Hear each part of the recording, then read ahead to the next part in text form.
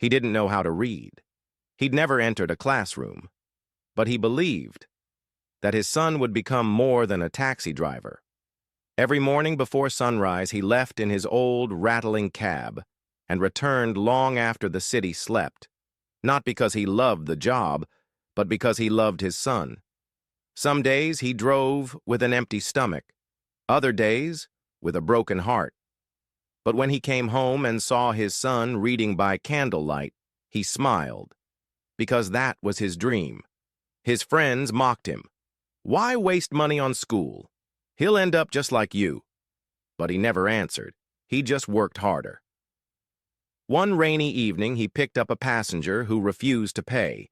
They insulted him, spat at him, and still, he said nothing. He needed every rupee for his son's books. At night, he'd massage his aching legs, then quietly open the wooden box under his bed, count the money, and whisper, "Someday, my son will wear white, not this dusty uniform."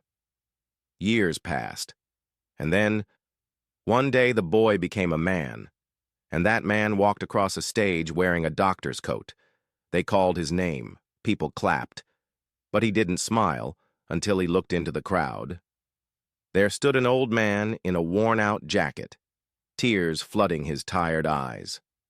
The new doctor ran past the reporters, past the stage, and fell to his knees in front of his father.